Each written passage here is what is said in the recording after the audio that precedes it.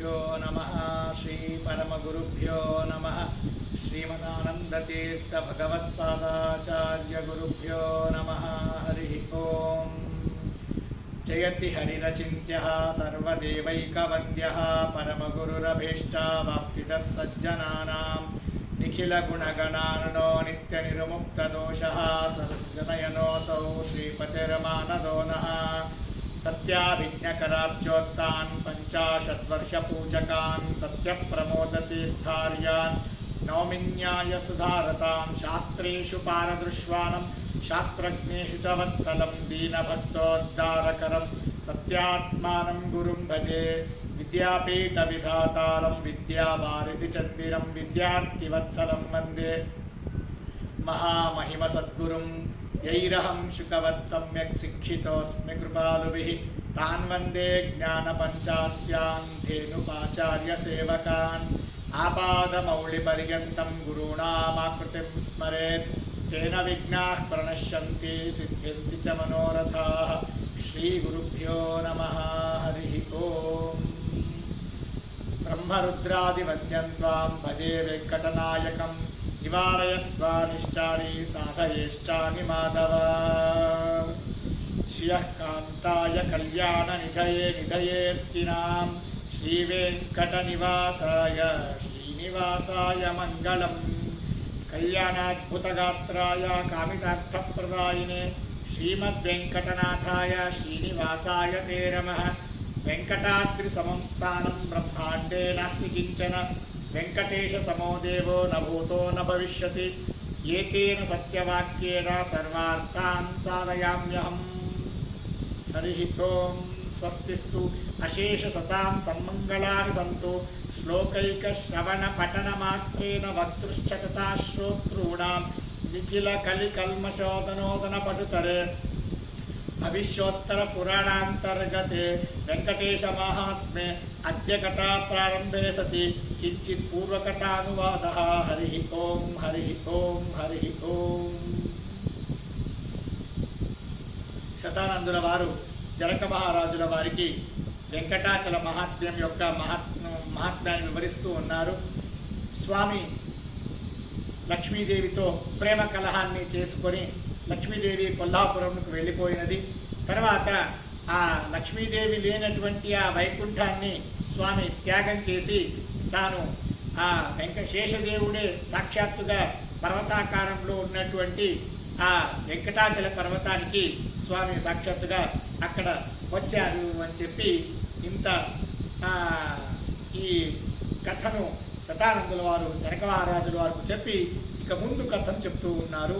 తస్యోపరి వరా దివ్యా స్వామి పుష్కరణి శుభ మత్స్యకచ్చప సంబంధ జలకుక్కుటభూషిత. తస్యోపరి ఆ వెంకటాచల పర్వతం యొక్క పైన ఉత్తమమైనటువంటి స్వామి పుష్కరిణి అనేటువంటి ఒక పుష్కరిణి ఉన్నది. చాలా అద్భుతమైనటువంటి పుష్కరిణి. శాస్త్రాణం పరమో వేద దేవానాం పరమో హరి తీర్థానం పరమం తీర్థం స్వామి పుష్కరిణి తథా. శాస్త్రములలో ఉత్తమమైనటువంటిది వేదం. దేవతల్లో ఉత్తమమైనటువంటి వాడు సర్వోత్తముడైనటువంటి వాడు నారాయణుడు. తీర్థములలో ఉత్తమమైనటువంటి తీర్థం ఏదయ్యా అంటే అది స్వామి పుష్కరిణి అని చెప్తారు. యస్నాయాత్ వారిణి స్వామి పుష్కరిణ్యాం స్మరన్ హరిం సప్త జన్మ కృతం పాపం సహసాస వ్యపోహతి. ఎవరైతే ఆ స్వామి పుష్కరిణిలో భగవంతుడైనటువంటి ఆ నారాయణుడిని వెంకటేశ్వరుని తలుస్తూ తలుస్తూ స్నానం చేస్తారో అటువంటి వారు 7 జన్మలలో వారు చేసుకున్నటువంటి పాపానంతా కూడా వాళ్ళు ఆ స్వామి పుష్కరిణి స్నానం వల్ల వారు ఆ పాపాలతో వారు విముక్తిని పొందుతారు. స్వామి పుష్కరిణి తీరవాసి హరిమేధస అశ్వమేధాదికం యజ్ఞం యక్కరోతి మహేశ్వర. స్నానాద్యన్యేషు తోయేషు స్వామి పుష్కరిణి స్మరన్ కృతకృత్య కృతాత్మా సా మత్య తత్ఫలమాప్నుయాత్. ప్రతిరోజు మనము చేసేటువంటి నీళ్లలోనే స్వామి పుష్కరిణి నీరు ఈ నీళ్లలో ఉంది అని చెప్పి మనము అనుసంధానం చేసుకొని స్నానం చేసినా కూడా చాలు కృతకృత్యుడవుతాడట. కాబట్టి మనం రోజు స్నానం చేసేటప్పుడు ఈ విధంగా గంగా గంగా గంగా అని గంగాదేవిని స్నానం చేస్తాము. అదేవిధంగా స్వామి పుష్కరిణి స్వామి పుష్కరిణి స్వామి పుష్కరిణి అని చెప్పి ఆ స్వామి పుష్కరిణి మనం స్మరించాలి. స్మరణ మాత్రం చేతనే ఆ స్వామి పుష్కరిణి స్నానం చేస్తే ఏం పుణ్యం వస్తుందో అంత పుణ్యం మనం మన ఇంట్లో ఉండే నీళ్లతో స్నానం చేసినా వస్తుంది అని చెప్తారు శాస్త్రం. అంత అద్భుతమైనటువంటి పుణ్యదాయకమైనది స్వామి పుష్కరిణి. ఈ స్వామి పుష్కరిణి యొక్క కథను చెప్తారు బ్రహ్మాండ పురాణంలో. సరస్వతీదేవి తాను ఒకమారు నదులలో శ్రేష్టమైన నది నేను కావాలి అని చెప్పి సరస్వతీదేవి తాను పరమాత్ముడిని కూర్చి జపాన్ని తపస్సులు చేస్తూ ఉంటుంది. ఆ విధంగా తపస్సులు చేస్తూ ఉన్నప్పుడు అప్పుడు పులస్తులు అనేటువంటి ఒక మహర్షి బ్రహ్మదేవుల వారి కుమారుడు, ఆ పులస్తుల వారు అక్కడికి వస్తారు. అక్కడికి రాగానే సరస్వతీదేవి తపస్సులో మగ్నమై ఉన్నది కాబట్టి ఈ పులస్తుల వారు వచ్చింది చూడలేదు. పులస్తుల వారి కోపం వస్తుంది. నేను బ్రాహ్మణుణ్ణి, నేను వస్తే లేచి నిలబడి నాకు నమస్కారం చేసి నాకు తగు మర్యాదలు చేయకుండా అదేవిధంగా తపస్సు చేస్తూ కూర్చున్న సరస్వతీదేవిని చూసి పులస్తుల వారు శాపం ఇచ్చేస్తారు. సరస్వతీదేవి నువ్వు ఏ ఉద్దేశం పెట్టుకొని ఈ తపస్సును చేస్తున్నావో ఆ ఉద్దేశము నెరవేరకుండా పోని అని చెప్పి శాపం ఇస్తారు పులస్తుల వారు. తర్వాత సరస్వతీదేవికి విషయం తెలుస్తుంది. తెలిసి మూర్ఖుడా, నువ్వు నా కుమారుడివి, కొడుకు వస్తే ఎక్కడైనా తల్లి లేచి ఆ కొడుకుకి మర్యాదలు చేస్తుందా? ఇంత మాత్రం ఇంగితం నీకు లేదు, ఇంగితాన్ని నువ్వు కోల్పోయావు అని చెప్పి రాక్షసాస్తే భవేత్ వంశే విష్ణోర ప్రియకారకాః, నీ వంశంలో భగవంతుడికి విరోధం చేసేటువంటి రాక్షసులు నీ వంశంలో పుడతారు అని చెప్పి శాపం ఇచ్చేసింది సరస్వతీదేవి. తర్వాత ఆ పులస్త మహర్షి వెళ్ళి ఆ సరస్వతీదేవిని ప్రార్థన చేసుకుంటాడు. అమ్మా తప్పైంది, మా తల్లి క్షమించండి అని చెప్పగానే అంతిమో వైష్ణవో భూయాత్ కల్పస్థాయి విభీషణ, ఇద్దరు మాత్రం రాక్షసులుగా పుడతారు. వారిద్దరూ భగవంతుడి విరోధులు వాళ్ళిద్దరూ. అంతిముడు చివరి వాడు మాత్రము భగవద్భక్తుడు విభీషణుడు, కల్పస్థాయి చిరంజీవిగా అతను ఉంటాడు అని చెప్పి ఈ విధంగా సరస్వతీదేవి తాను శాపానికి ప్రతిశాపం ఇచ్చింది. అయితే ఇక్కడ మధ్వాచార్యుల వారి యొక్క నిర్ణయాన్ని మనం తెలుసుకోవాలి. చిన్నవారు యోగ్యతలో చిన్నవారు తమకింత యోగ్యతలో పెద్దవారికి శాపం ఇస్తే పెద్దవారు ఆ శాపాన్ని వారికి కావాలంటే వారు తీసుకోవచ్చు, లేదు అంటే వారు ఆ శాపాన్ని వారు తీసుకోవాల్సిన అవసరం లేదు. అదే పెద్దవారు చిన్నవారికి శాపం ఇస్తే చిన్నవారికి ఆప్షన్ లేదు. నాకు కావాలంటే పెద్దవాళ్ళు ఇచ్చిన శాపాన్ని నేను తీసుకుంటాను, నాకు వద్దంటే తీసుకోను అనేటువంటి ఆప్షన్ చిన్నవారికి లేదు. అదే పెద్దవారికి ఉంది. కాబట్టి పులస్తుల వారు ఇచ్చినటువంటి శాపాన్ని సరస్వతీదేవి కావాలనుకుంటే తీసుకోవచ్చు, వద్దనుకుంటే వదిలేయచ్చు. అయితే సరస్వతీదేవి ఆ పులస్తుల వారు ఇచ్చిన శాపాన్ని తీసుకున్నది. ఎందుకయ్యా అంటే అందుకు భగవంతుడి యొక్క ఇచ్ఛ ఏముంది?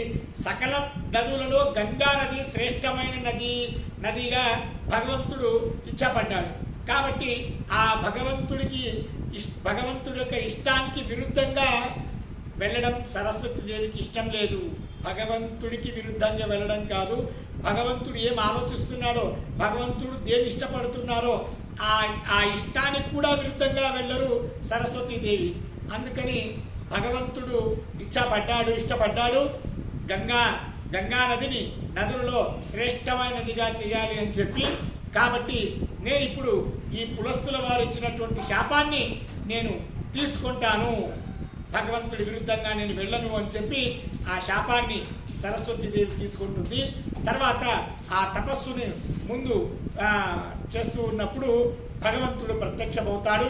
భగవంతుడు ప్రత్యక్షమైన తర్వాత నాకు ఏం కావాలి సరస్వతి అని అడగానే పంచమే విఫలా బ్రహ్మదండేన భూయస భూమావేవ యథాతీర్థం స్వామిత్వం మే భవే ధ్రువం. స్వామి, నాకు నదులలో ఉత్తమమైన నదిగా అవ్వాలని లేదు.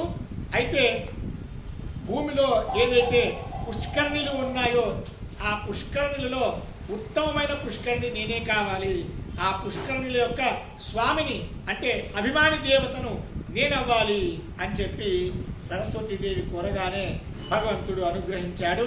అందుకే స్వామి పుష్కరునికి ముఖ్యమైన అభిమాని దేవతే సరస్వతీదేవి. దీనికి స్వామి పుష్కరిణి అని పిలుస్తారు.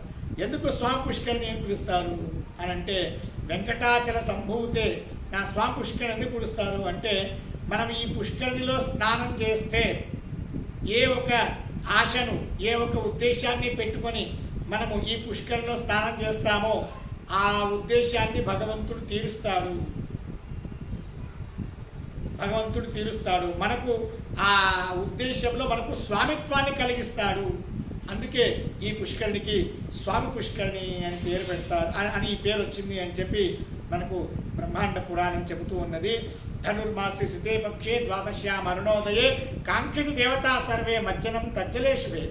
ధనుర్మాసం, ఆ ధనుర్మాసంలో శుక్లపక్షంలో వచ్చేటువంటి ద్వాదశి, ఆ ద్వాదశి రోజున అరుణోదయం కాలం అంటే తెల్లవారుజాము 3 గంటల సమయంలో అందరు దేవతలు వచ్చి ఆ స్వామి పుష్కరంలో స్నానం చేస్తారట. ధనుర్మాసి సితే పక్షే ద్వాదశ్యాం అరుణోదయే ఆయాంతి సర్వతీర్థాన్ని స్వామి పుష్కరిణి జలే. బ్రహ్మాండ పురాణంలో ఈ మాట చెప్తారు. ధనుర్మాసం శుక్లపక్షంలో వచ్చేటువంటి ద్వాదశి, అదే ద్వాదశి రోజున నదీ దేవతలందరూ కూడా అక్కడికి వచ్చి స్వామి పుష్కరిణిలో స్నానం చేస్తారట. ఎందుకయ్యా అంటే, నదీ దేవత మనమంతా కూడా ఆయా నదులలో వెళ్ళి స్నానం చేసి మన పాపాన్ని ఆ నదులలో వదిలేసి మనం వచ్చేస్తాము. ఆ మన పాపాలను స్వీకరించినటువంటి నదీ దేవతలు వారు కూడా మనందరి పాపాలని వారు కూడా పోగొట్టుకోవాలి కదా. కాబట్టి వారు వారికి మనమిచ్చినటువంటి పాపాలను వారు ప్రక్షాళన చేసుకోవడానికి వారు స్వామి పుష్కరిణిలో వచ్చి స్నానం చేసి వారు పవిత్రులు అవుతారట. ఈ విధంగా ఆ స్వామి పుష్కరిణి యొక్క విశేషాన్ని మనకు ఈ విధంగా మనం తెలుసుకోవచ్చు. ఇంకా చాలా విశేషమైనటువంటి మహిమలు ఈ స్వామి పుష్కరిణికి ఉన్నాయి.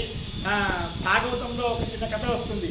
కశ్యపుడు అనేటువంటి బ్రాహ్మణుడు పరీక్షిత్ మహారాజు గారిని తక్షకుడు కాటేసి చంపేస్తాడన్న విషయం తెలుసుకుని ఆ విషహార మంత్రంతో ఆ రాజుని పరీక్షిత్ మహారాజు గారిని రక్షించాలి అనే ఉద్దేశంతో వెళుతూ ఉంటాడు.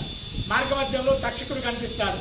ఆ తక్షకుడు కనిపించగానే ఆ కశ్యపుడు చెప్తాడు, నేను విషహార మంత్రంతో ఆ పరీక్షిత్ మహారాజు గారిని రక్షించాలని వెళ్తున్నాను అని. అప్పుడు తక్షకుడు ఆ బ్రాహ్మణుడికి డబ్బు ఇచ్చేసి పంపించేస్తాడు. తాను ధనాన్ని తీసుకుని వెళ్ళినందుకు ఆ మహారాజుని రక్షించకుండా, అలాగే డబ్బుకు ఆశపడి ఆ మహారాజుని రక్షించకుండా అతను వాపస్సు వెనక్కి వెళ్ళిపోయినందుకు అతనికి పెద్ద దోషం వస్తుంది. ఆ దోషాన్ని కూడా ఆ కశ్యపుడు అనేటువంటి బ్రాహ్మణుడు స్వామి పుష్కరిణిలో జన్మాంతరంలో స్వామి పుష్కరిణిలో స్నానం ఆచరించి ఆ దోషాన్ని కూడా అతను పోగొట్టుకున్నాడు. ఆ దోషం నుంచి తాను నివృత్తిని చెందాడు అని చెప్తారు. కిమత్రమర్జానాంచ స్నానకాలో అవధారిత తత్ర శ్రాద్ధాని కర్మాణి పితృనాం ప్రీతయే ద్విజ. ఇంత మహామహా దేవతలు, నదీ అభిమాని దేవతలు అందరూ వచ్చి తమ తమ పాపాలను అక్కడ ప్రక్షాళన చేసుకుంటున్నప్పుడు ఇక మనుష్యులు వారు వెళ్ళి స్నానం చేయాలి. వారు తమ తమ పాపాలను అక్కడ ప్రక్షాళన చేసుకోవాలి, ప్రక్షాళన చేయబడతాయి. ఆ స్వామి పుష్కరిణి నీటిలో స్నానం చేస్తే ఏం చెప్పేది? తత్వ శ్రాద్ధాన్ని, ఆ స్వామి పుష్కరిణి తీరంలో శ్రాద్ధములను ఆచరించినట్లయితే పితృనాం ప్రీతయే, పితృల ప్రీతి కోసం స్వామి పుష్కరిణి తీరంలో శ్రాద్ధములను ఆచరించినైతే నృత్యంతి హరిమందిరే, వారందరికీ కూడా సద్గతి అవుతుంది అని చెప్తారు. జన్మనా కిమనేనైవ దైవేన భవతామహో స్నానదానే తత్తీర్తే మనుజా భాగ్యశాలిన. తాను మనిషిగా పుట్టి స్వామి పుష్కరిణిలో స్నానం చేసి ఆ స్వామి పుష్కరిణి తీరంలో దానాన్ని చేస్తే వాడు అత్యంత భాగ్యవంతుడు అని చెప్పి ఏం చెప్పాలి? శంకో నామ నృప కశ్చిత్ స్నానమాత్రే నాకగాహ. శంక అనేటువంటి ఒక రాజు తాను కేవలం ఆ స్వామి పుష్కరిణిలో స్నానం చేసినందుకే అతను స్వర్గలోకానికి వెళ్ళాడని వామన పురాణము మనకు ఈ కథను చెప్తుంది. శంక అనేటువంటి రాజు హయహయ వంశంలో ఉండేటువంటి రాజు. అతను అత్యంత భక్తిపరుడు, అతడు అనేక అశ్వమేధ యాగాలను ఆచరించి భగవంతుణ్ణి మెప్పించినటువంటి వాడు. అయితే అతనికి భగవంతుణ్ణి దర్శించుకోవాలని ఆశగానే మిగిలిపోయింది. తర్వాత కొన్ని రోజులైన తర్వాత తన భక్తుడైనటువంటి శంఖుడికి అనుగ్రహం చేయడానికి భగవంతుడు చెప్తాడు, అయ్యా నువ్వు అగస్తుల వారు ఇక్కడికి వస్తారు నీ దగ్గరికి. ముందు ఆ అగస్తుల వారు వచ్చినప్పుడు ఆ అగస్తుల వారి వెంట నువ్వు వెళ్ళి స్వామి పుష్కరిణిలో నువ్వు స్నానం చేయి. ఆ విధంగా నువ్వు స్వామి పుష్కరిణిలో స్నానం చేసి అక్కడే నన్ను ఉద్దేశించి తపస్సు చేయి. ఆ తపస్సుకు నేను మెచ్చిన తర్వాత నీకు నేను నా దర్శనాన్ని ప్రసాదిస్తాను అని చెప్తారు. కొన్ని రోజుల తర్వాత అగస్తుల వారు అక్కడికి వస్తారు. ఆ శంఖరాజు అగస్తుల వారితో స్వామి పుష్కరిణి తీరానికి వచ్చి అక్కడ స్నానం చేసి ఆ సన్నిధానంలోనే తపస్సుని భగవంతుని ఉద్దేశంగా పెట్టుకుని తపస్సు చేస్తే భగవంతుడు వచ్చి దర్శనమిచ్చి ఆ శంఖ అనేటువంటి రాజుకు విశేషంగా అనుగ్రహం చేశాడు అనేటువంటి మాటను మనము వామన పురాణంలో మనం వింటాము. ఏనాం సేవతే నిత్యం స్వామి పుష్కరిణి శుభాం సోభిముక్తిమాప్నోతి భుక్తించాపిన సంశయ. ఆ స్వామి పుష్కరిణికి ఎవరైతే సేవ చేస్తారో, స్వామి పుష్కరిణికి సేవ అంటే ఏమండి అంటే ఆ స్వామి పుష్కరిణిలో స్వామి పుష్కరిణి మనము గలీజ్ చేయరాదు. స్వామి పుష్కరిణి తీరంలో మన బట్టల్ని కానీ మన సోపులు కానీ అవి కానీ ఇవి కానీ పడేయరాదు.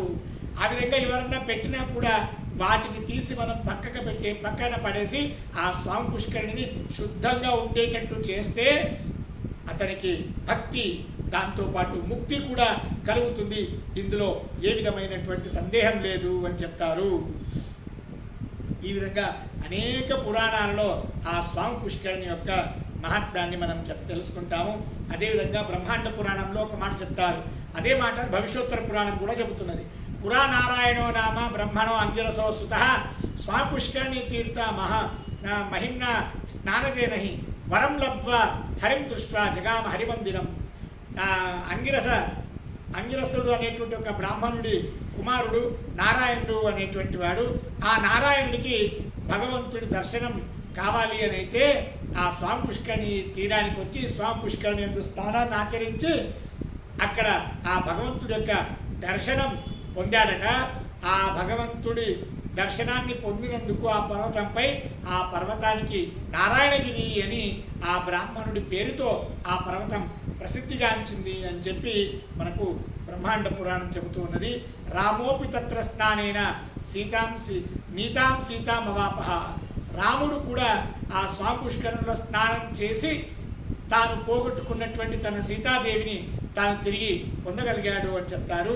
ఏవం తీర్థవరా తత్ర స్వామి పుష్కరిణి శుభ. ఇటువంటి అద్భుతమైనటువంటి తీర్థరాజము ఆ స్వామి పుష్కరిణి. అటువంటి స్వామి పుష్కరిణి అక్కడ ఆ కొండ పైన ఉన్నది. తస్యాహ పశ్చిమ దిగ్భాగే వరాహ వదనో హరి. ఆ స్వామి పుష్కరిణి యొక్క పశ్చిమ భాగంలో వరాహ రూపుడి పరమాత్ముడు ఉన్నాడు. ధరామాలింగ తత్రైవ ఆస్తే పిప్పల రాజితే. ఒక అశ్వత్థ వృక్షము, ఆ అశ్వత్థ వృక్షం కింద ధరాదేవి లక్ష్మీదేవిని తాను ఆనందించుకొని అక్కడే తాను ఉన్నాడు వరాహస్వామి. త్రికోటిర్త జాతీనాం జన్మస్థానం సభూదుర. 3 కోట్ల తీర్థములకు జన్మస్థానంగా ఉంది ఆ వెంకటాచల పర్వతము. ఎంత అద్భుతం! వెంకటాచల పర్వతంలో 3 కోట్ల తీర్థాలకి వెంకటాచల పర్వతము జన్మస్థానంగా ఉందట.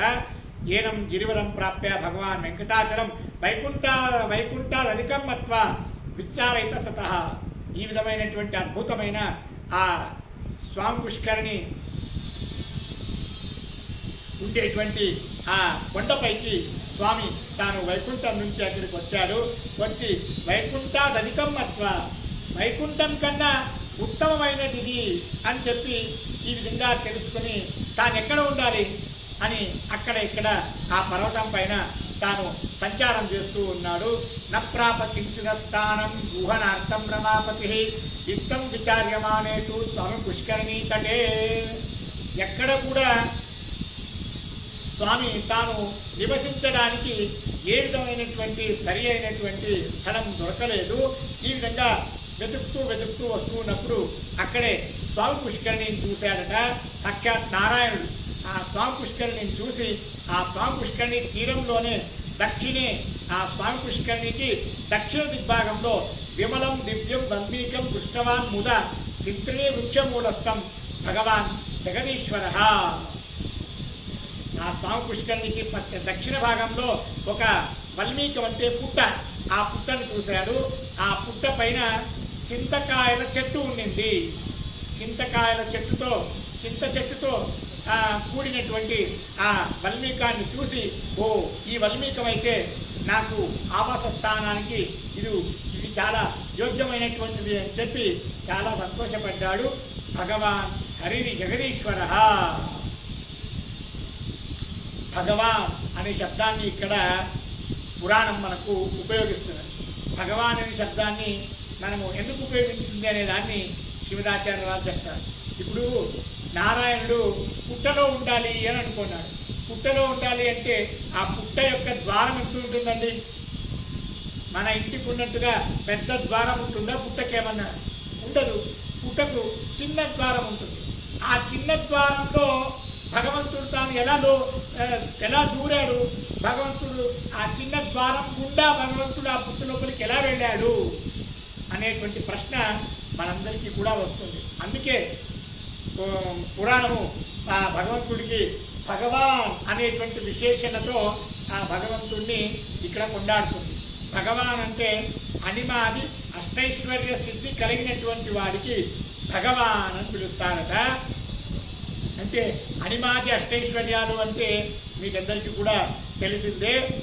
అనిమాది అంటే ఎక్కువ బరువు కావడం, పేపర్ కింద బరువు తక్కువైపోవడం, పెద్దగా కావడం, చిన్నగా కావడం, ఈ విధంగా ఇవన్నీ కూడా అనిమాది అష్టైశ్వర్య సిద్ధిలో వచ్చేటువంటివే. అటువంటి అనిమాది అష్టైశ్వర్య సిద్ధి కలిగినటువంటి ఆ భగవంతుడికి ఆ చిన్న రంధ్రం ద్వారా తాను చిన్న రూపాన్ని తీసుకొని ఆ చిన్న రంధ్రం ద్వారా పుట్టలోకి ప్రవేశించి తర్వాత పెద్ద రూపాన్ని తీసుకొని ఆ పుట్టలో నివసించడం ఇదేమీ పెద్ద సమస్య కాదు. తర్వాత వేదం చెప్తుంది, భగవంతుడు ఆ పుట్టలోనే ఎందుకు నివసించాలని అనుకున్నాడయ్యా అంటే, యో వేద నిహితం గుహాయాం పరమే వ్యోమన్ సోష్ణుతే సర్వాన్ కామాన్ సహా. భగవంతుడు ఎప్పుడు కూడా గుహలో ఉంటాడు. అంటే మనందరి హృదయ గుహలలో భగవంతుడు ఉంటాడు. దాన్ని మన భక్తులందరికీ కూడా చూపించడానికే భగవంతుడు అక్కడ ఆ పుట్టలో తాను నివసించాలి అని చెప్పి భావించి అక్కడికి వెళ్ళాడు. మత్వేదం పరమం స్థానం తత్ర నేను అభవద్ధరి. దాని అద్భుతమైన స్థానంగా వైకుంఠం కంటే ఉత్తమమైనదిగా భగవంతుడు దాన్ని తలిచి అక్కడే భగవంతుడు నివాస స్థానానిగా మార్చుకుని అక్కడే ఉంటున్నాడు. ఏవం దివేస్తే తత్ర దిగతం వత్సరాయుతం. ఈ విధంగా అక్కడ అదేవిధంగా పరమాత్ముడు 10,000 సంవత్సరముల కాలం గడిచిపోయింది. అతీతే ద్వాపరే చైవ అష్టావింశతిమే కలవు. ఈ విధంగా ద్వాపర యుగం 28వ ద్వాపర యుగం అయిపోయి 28వ కలియుగము ప్రారంభమైనప్పుడు అతీతే వత్సరే కశ్చిత్ చోరరాజో నృపోత్తమ. ఆ కలియుగం ప్రారంభమైన తర్వాత కూడా కొన్ని సంవత్సరాలు గడిచిన తర్వాత అక్కడ చోళ అనేటువంటి ఒక రాజు ఉన్నాడు. ఆ చోళరాజు అక్కడ తాను అవతారం సమాపన్నో నాగకన్యోదరే తథా పాల్యమానో నృపే తస్మిన్ భూఖండం బ్రహ్మపుణ్యదం. అతడు ఆ చోళరాజు జన్మాంతరంలో ఆ భగవంతుడి యొక్క విశేషమైనటువంటి భక్తుడు. అతను ఇక్కడ రాజుగా తాను ఉండి సమస్తమైనటువంటి ఆ భూమిని తాను పాలిస్తూ ఉండేవాడు. ఆ రాజుగారి పాలన ఎలా ఉండింది అంటే, బహుక్షీర ప్రదాగావాహ పుత్రావై పితృవత్సలాహ కాలే వర్షతి పర్జన్య సస్యావై బహుధాన్యదాహ. ఏ రాజు తాను అత్యంత ధర్మిష్ఠుడైనటువంటి రాజు తాను అత్యంత ధర్మంగా తన రాజ్యాన్ని పాలిస్తున్నట్లయితే ఆ రాజ్యంలో ఎప్పుడు కూడా ఆవులు విశేషంగా పాలిస్తాయట. ఎక్కడ ఏ రాజ్యంలో అయితే ఆవులు పాలు ఇవ్వవో సరిగ్గా ఆ రాజు అత్యంత ధర్మిష్ఠుడు కాదు, అధర్మపరుడు అని మనం తెలుసుకోవాలి. పుత్రావై పితృవత్సలాహ, అందరు కొడుకులందరూ కూడా వారి వారి తల్లిదండ్రుల మాటలు వింటున్నారు అనంటే అది రాజుగారి యొక్క ధర్మం, ధర్మనిష్ట యొక్క ప్రభావాన్ని మనం తెలుసుకోవాలి. కాలే వర్షని పర్జన్య, ఏ సమయంలో వర్షాలు పడాలో ఆయా సమయంలోనే వర్షాలు పడుతున్నాయి. ఎంత కావాలో అంత, అతివృష్టి అనావృష్టి కాకుండా ఎంత కావాలో అంత వర్షం ఆయా కాలానికి సరిగ్గా పడుతుంది అంటే అది రాజుగారి యొక్క ధర్మనిష్టతే ప్రభావం అని మనం తెలుసుకోవాలి. సస్యావై బహుధాన్యత, తర్వాత పంటలు బాగా పండుతున్నాయి అంటే అది రాజుగారి యొక్క ధర్మనిష్ఠకి ప్రభావం మనం తెలుసుకోవాలి. ఈ విధంగా నార్యా పతివ్రతా సర్వా పురుష నియత స్త్రియా, ఆ రాజ్యంలో ఉండేటువంటి ఆడవాళ్ళందరూ వారి వారి పతులలోనే నిరతులై ఉన్నారు. అందరూ మగవాళ్ళందరూ కూడా ఏకపత్ని వ్రతస్థులై ఉంటారు. ఈ విధంగా ఇదంతా ఆ రాజుగారి విప్రాస్తే కృతే రాజ్యే యజమాన తత్పర, అందరూ బ్రాహ్మణులు ఆ రాజు బాగుండాలి, రాజ్యం బాగుండాలి అని చెప్పి వారు విశేషంగా తపస్సును యజ్ఞయాగాదులను ఏ రాజ్యంలో అయితే చేస్తూ ఉంటారో ఇదంతా కూడా రాజుగారి ధర్మనిష్ఠత యొక్క ప్రభావము అని చెప్పి మనకు భవిష్యోత్తర పురాణం చెబుతూ ఉన్నది. తస్మిన్నాలే విధి సాఖ్య అనురూపీ సమాగత బ్రహ్మాదేనో పాలికాభూతు గోపాలి కమలాలయ సాక్షాత్ రుద్రో వత్సరూపి కాభ్యాం చేయం సమాగత. అక్కడికి ఆ 10,000 సంవత్సరములు గడిచిన తర్వాత సాక్షాత్ లక్ష్మీదేవి గోపాలకిగా మారి గోవులను పాలించే ఆ అమ్మాయిగా వేషాన్ని వేసుకొని సాక్షాత్ బ్రహ్మదేవుల వారిని ఆవుగా చేసుకొని రుద్రదేవుల వారిని వత్స దూడగా చేసుకొని ఆ లక్ష్మీదేవి ఆ ఆవు దూడను ఆ చోళరాజు దగ్గరికి ఆ లక్ష్మీదేవి తీసుకొని వస్తుందట. బ్రహ్మాదేను శివో వత్సో గోపాలి కమలాలయ పశ్యంతి ప్రతి మార్గం తూ చోళరాజా నమభ్యగాత్. పరమాత్ముడు 10,000 సంవత్సరములు దాటిపోయింది, తాను వైకుంఠాన్ని వదిలేసి ఎక్కడున్నాడు పరమాత్ముడు అని చెప్పి వెతుకుతూ లక్ష్మీదేవి వస్తోందట. వెతుకుతూ వచ్చి అక్కడ చోళరాజు యొక్క రాజ్యం వస్తుంది. ఈ చోళరాజు రాజ్యంలోనే భగవంతుడు ఉన్నాడు అని చెప్పి ఆ లక్ష్మీదేవి తెలుసుకొని ఆ చోళరాజు దగ్గరికి వచ్చి ఆ చోళరాజ గృహం ప్రాప్య ద్రవ్యమూల్యాత్ సంవత్సకాః విక్రీత్యాం గాం మహాలక్ష్మి జగామ నిజదామచ. ఈ అద్భుతమైనటువంటి ఆవు చాలా విశిష్టమైనటువంటి పవిత్రమైనటువంటి పాలను ఈ ఆవు ఇస్తుంది. ఈ ఆవు పాలను మాత్రం నువ్వు దేవుడి అభిషేకానికి ఉపయోగించు, నీకంతా మంచి జరుగుతుంది అని చెప్పి డబ్బుకు ఆ ఆవుని ఆ దూడని రెండింటిని కూడా అమ్మేసి లక్ష్మీదేవి తాను మరి తన స్థానానికి వెళ్ళిపోయిందంట. భౌక్షీర ప్రధాంతాం సహా పుత్రార్థమకరోత్తదా. అప్పుడు ఆ రాజుగారికి కొంచెం మనసులో ఒక రకమైన భావన వచ్చింది. ఇంత అద్భుతమైనటువంటి ఆవు, ఆ ఆవు చూస్తేనే ఎంత అద్భుతంగా ఉంది ఈ ఆవు అనిపిస్తుందట. ఆ ఆవుకు ఉన్నటువంటి లక్షణాలు ఏమేమి ఉన్నాయో, ఉత్తమమైన జాతి ఆవుకు ఏమేమి లక్షణాలు ఉండాలో ఆ విధమైనటువంటి అన్ని లక్షణములతో కూడిందట ఆ ఆవు, సాక్షాత్ బ్రహ్మదేవుల వారు. అటువంటి ఆవుని చూసి చోళరాజు అన్నాడు, ఈ అద్భుతమైన ఆవు ద్వారా వచ్చేటువంటి పాలు చాలా అద్భుతంగా ఉంటాయి, కాబట్టి దీన్ని నా కొడుకుకి ఇవ్వండి, నా పుత్రుడికి ఈ పాలను తాగడానికి ఇవ్వండి అని చెప్పి తాను తన రాజ్యంలో ఉండేటువంటి భటులకి తాను ఆజ్ఞాపిస్తాడట. తతో దేను సహస్రేణ సాకం శ్రీ వెంకటాచలం సాగౌర్ గచ్చతి నిత్యం వై రమానాథం విచిన్వతి. సరే అని ఆ గోపాలకుడు ఈ ఆవుని తన అధీనంలో తీసుకుంటాడు. తర్వాత ప్రతిరోజు రాజుగారికి సుమారు ఆవులు ఉంటాయి, ఆవుల సంఖ్య నూళ్ళల్లో వేళ్లల్లో ఉంటాయి. ఆ వేలాది ఆవులన్నీ కూడా ప్రతిరోజు ఉదయాన్నే మేపుకోవడానికి తీసుకుని వెళ్ళేవాడు. ఆ విధంగా వెళ్ళేటప్పుడు బ్రహ్మదేవుల వారు కూడా వెళ్ళేవాడు. వెళ్ళి ఆ కొండపైన ఎక్కడ పరమాత్ముడు ఉన్నాడో అని చెప్పి వెతుకుతూ బ్రహ్మదేవుల వారు ధేను రూపంలో వెతుకుతూ ఉన్నారు. తత్ర సమాజిగ్రన్ భూధరేంద్ర భూవృషా కపిర్ విచనోతిస్మ సర్వత్ర ధేను రూపీ విధస్తత. అక్కడక్కడ ఎక్కడైతే దేవుడు ఉన్నాడు అని ఆ ధేను రూపంలో ఉండేటువంటి బ్రహ్మదేవుల వారికి అనిపిస్తుందో అక్కడికి వెళ్ళి చూసేవాడు. అక్కడ భగవంతుడు ఉండేవాడు కాదు. దేవుడు బ్రహ్మదేవుల వారికైనా కూడా అంత ఈజీగా సరళంగా దొరకడు. భగవంతుడిని దొరకాలి, భగవంతుడు మనకు దొరకాలి అంటే బ్రహ్మదేవుల వారికి కూడా కష్టమే. ఈ విధంగా వెతుకుతూ ఉన్నాడు. తతకాలేన మహతా స్వామి పుష్కరిణి తటే. ఈ విధంగా అన్ని చోట్ల మేత వేస్తూ పరమాత్ముడిని వెతుకుతూ ఒకసారి కొన్ని రోజులు అయిన తర్వాత ఒకరోజు స్వామి పుష్కరిణి తీరానికి మేత మేయడానికని ఆ ఆవులన్నింటినీ కూడా తీసుకొచ్చాడు గోపాలుడు. అక్కడికే బ్రహ్మదేవుల వారు కూడా వచ్చారు. వల్మీకస్త మరిమ్నాత్వా తుతోష మనసా విధి. అప్పుడు ఆ స్వామి పుష్కరిణి తీరంలో ఉండేటువంటి ఆ పుట్ట వల్మీకం, ఆ వల్మీకంలో పరమాత్ముడు ఉన్నాడు అని తెలిసి మనస్సులో చాలా సంతోషపడ్డారు బ్రహ్మదేవుల వారు. సమసించత్ వల్మీకం సమంతా క్షీరధారయ తదా ప్రకృతి నిత్యంతు రాజాదేను గణై సహా. అక్కడికి వెళ్ళి ఆ వల్మీకంలో పరమాత్ముడు ఉన్నాడని తెలుసుకొని తన పొదుగుల ద్వారా ఆ పరమాత్ముడికి బ్రహ్మదేవుల వారు పాలతో అభిషేకం చేశారట. ఈ విధంగా అభిషేకం చేసి రోజు ఇదే క్రమం బ్రహ్మదేవుల వారు ఆ స్వామి పుష్కరిణి తీరంలో ఉండేటువంటి వల్మీకస్తంలో ఉండేటువంటి భగవంతుడికి రోజు తాను పాలతో అభిషేకం చేసి వెళ్ళేవారట. ఈ విధంగా నడుస్తూ ఉన్నది ప్రతిరోజు.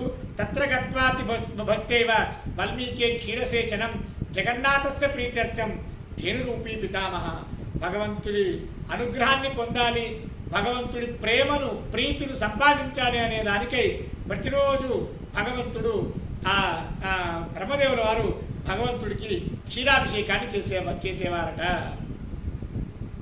పూజా రహస్యం అనేటువంటి ఒక గ్రంథంలో చెప్తారు, భగవంతుడికి నీటితో అభిషేకం చేస్తే ఎంత పుణ్యం, భగవంతుడికి ఆ స్వాదోదకం అంటారు గంధం నీళ్లు, ఆ గంధం నీళ్లతో చేస్తే ఎంత పుణ్యం, పాలతో చేస్తే ఎంత పుణ్యం, టెంకాయ నీళ్లతో చేస్తే ఎంత పుణ్యం అనేదాన్ని చెప్తారు.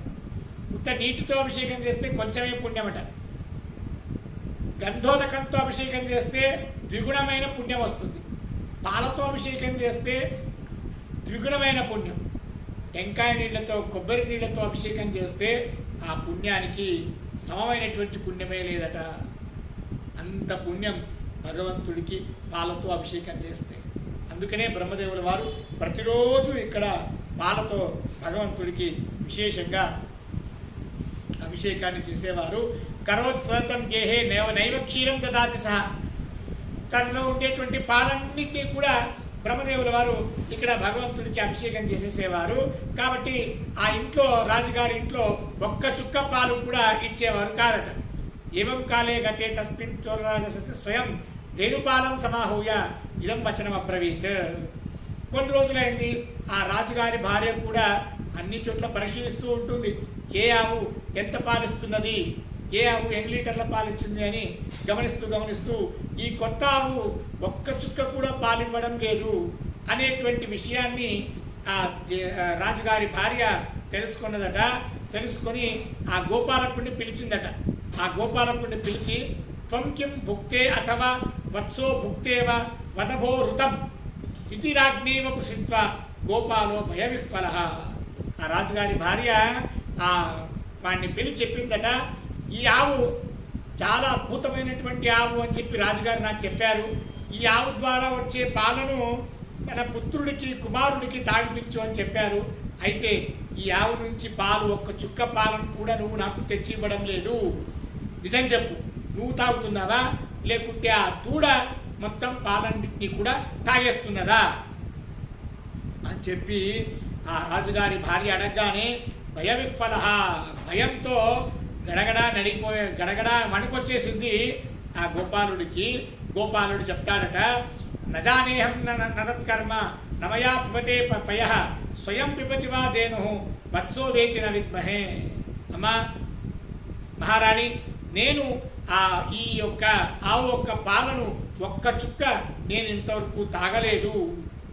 ఆవే తన పాలను తానే తాగేస్తుందో ఏమో తెలియదు, లేదా ఈ ధేను ఈ వత్స ఈ దూడ ఆ ఆవు యొక్క పాలన్నింటినీ కూడా తాగేస్తుందో ఏమో, నాకు ఏ విషయము కూడా నాకు తెలియదు అని చెప్పి సత్యవచనం సత్యం వచనం మే తద్ది విచారం కురుతామితి ఇది గోపవచ శ్రుత్వా సా సతి విక్వలేక్వణ. ఈ విధమైనటువంటి సమాధానాన్ని ఆ గోపాలకుడి ద్వారా విన్నటువంటి ఆ మహారాణి కోపానికి వచ్చేసి కళ్ళు ఎర్ర చేసిందట. తాదయామాస తన్ గోపం రజ్జుబిర్ చర్మ నిర్మితై, అతన్ని ఒక చెట్టు కట్టేసి భటులతో అతన్ని బాగా కొట్టించిందట. కొరడా దెబ్బలతో అతన్ని శిక్షించింది. తతఃపరే దినే ప్రాప్తే తాడితో రాజభార్య కంఠాంగ్రి బద్దరజ్జుం తాం త్యక్త్వా తత్వోపస్థతో యయౌ. తర్వాత మరుసటి రోజు యథావిధిగా తాను అన్ని గోవులని తీసుకొని శేషాచల పర్వతానికి అతను ఆ గోవులని ఆహారం వేయించుకోవడానికి అంత తీసుకెళ్ళి వెళ్ళాడు. ధేను శేషాచలం తత్ర వాల్మీకి హరిమందిరే అభిషేకం చకారాశు స్వపయోధర ధారకై. అప్పుడు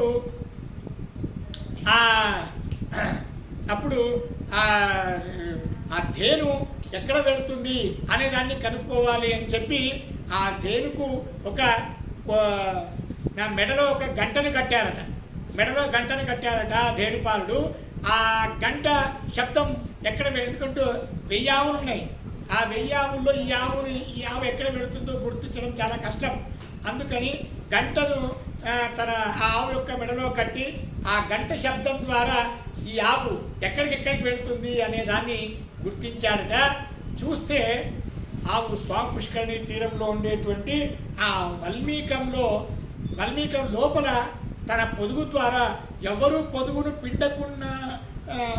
పిండడం లేదు. ఆటోమేటిక్ అంటారు కదా, అదేవిధంగా స్వయం ఆ పొదుగు ద్వారా పాలు ఆ వల్మీకంలోకి వెళుతున్నాయి. ఎంత ఆశ్చర్యం చూడండి.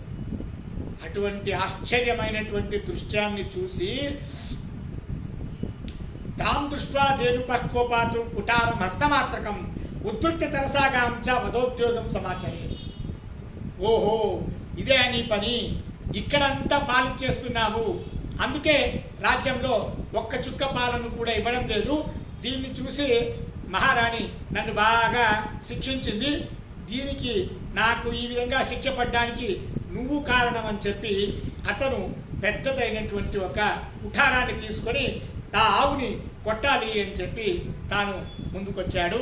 తదా వల్మీక స్వామి వాత్సల్యం దర్శయన్ హరి స్వభక్త హరణం లోకే ఆత్మార్థం యః పుమాశ్చరే సయేవ నరకం భుంక్తే యావదా చంద్రతారకం మదర్థం చ కుటారేణ హనిష్యతి చ గాం కలహ ఇతి మత్వా రమాకాంత శ్రీనివాసో నిరామయః. చాలా అద్భుతమైనటువంటి మాట అని చెప్తారు.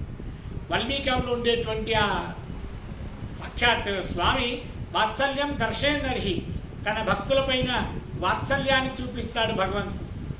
ఎవరైనా కూడా తన భక్తుడు, తన శిష్యుడు తన కోసం ఏదైనా పని చేస్తూ తన భక్తుడు గాయపడ్డాడో, తన భక్తుడు చనిపోతాడో అని తెలిసినా కూడా ఈ స్వామి యజమాని నాకెందుకులే, అతను చనిపోతే చనిపోయింది, అతను గాయపడితే గాయపడ్డాడు, నాకెందుకు అని చెప్పి ఈ విధంగా తన స్వార్థాన్ని ఏ వ్యక్తి అయితే చూసుకుంటాడో ఆ వ్యక్తి యావదా చంద్రతారకం, ఎప్పుడు వరకు సూర్యచంద్రుల వారు ఈ భూమిపై ఉంటారో అన్ని రోజులు అతను నరకాన్ని అనుభవిస్తాడట ఆ యజమాని. ఇది ధర్మశాస్త్రం. కాబట్టి ఆ ఆవు నా కోసం వచ్చి ప్రతిరోజు పాలుతో నాకు అభిషేకం చేస్తూ ఉన్నది. ఇటువంటి భక్త పరాయణుడైనటువంటి ఈ గోవుని నేను రక్షించకపోతే నాకు భక్త పరాయణుడు అనేటువంటి బిరుదు ఇది వ్యర్థమైపోతుంది అని చెప్తారట. ఏకేన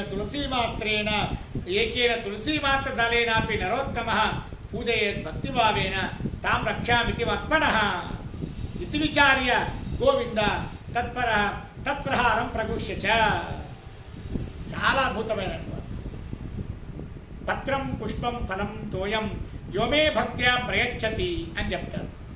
భగవంతుడు అంటాడు, నీ దగ్గర ఏమీ లేదు కదా నాయన, ఏమీ లేదు, నేను ఇచ్చినటువంటి నీళ్లున్నాయా, నేను ఇచ్చినటువంటి చెట్లలో పెరిగేటువంటి పూలు ఆకులు పండ్లు ఉన్నాయా? నేను ఇచ్చినటువంటి తులసి ఉందా? ఆ ఒక్క తులసిని తీసుకొని రా, ఒక్క తులసి దళాన్ని తీసుకుని వచ్చి నా పాదముల దగ్గర భక్తితో నాకు సమర్పించు, నాకు అత్యంత తృప్తి కలుగుతున్నది. లక్షలు కోట్లు విలువ చేసేటువంటి బంగారు ఆభరణాలు నాకు వేసిన ఆ వేసేటప్పుడు ఏ విధమైనటువంటి భక్తి లేకుండా నాకు ఆ బంగారు ఆభరణాలను సమర్పిస్తే నాకు ఏ విధమైనటువంటి తృప్తి కలగదు. అత్యంత భక్తితో ఒక్క తులసి దళాన్ని తీసుకొచ్చి నా పాదముల చెంత పెట్టిన ఎడల నాకు విశేషమైనటువంటి తృప్తి కలుగుతుంది అని చెప్పి భగవంతుడు చెప్తాడట. ఇదే మాటను రామాయణంలో చెప్తారు. సకృదేవ ప్రపన్నాయ తవాస్మీతి యాచతే అభయం సర్వభూతేభ్యో దదామ్యేతద్ వ్రతం మమ. విభీషణుల వారు ఆ రాముడికి శరణు వేయడానికి వస్తారు. రావణుడితో తెగతెంపులు తీసుకొని ఆ రాముడికి శరణు వేయడానికి వచ్చినప్పుడు కపులందరూ కూడా వద్దంటారు. అతను శత్రుపక్షంలో ఉండేటువంటి వాడు మన వ్యూహాలన్నీ కూడా తెలుసుకొని రావణాసురుడికి చేరవేస్తాడు. అందుకని అతన్ని మన గుంపులో చేర్చుకోవడానికి వీల్లేదు అనేట్టుగా అందరి కపులు మాట్లాడతారట. అప్పుడు భగవంతుడు ఒక మాట చెప్తాడు. సకృదేవ ప్రపన్నాయ తవాస్మీతి యాచతే అభయం సర్వభూతేభ్యో దదామ్యేతద్ వ్రతం మమ. చూడయ్యా సుగ్రీవుడా, మిగతా కపులందరినీ ఉద్దేశించి భగవంతుడు చెప్తాడు, విభీషణుడు కాదయ్యా, స్వయం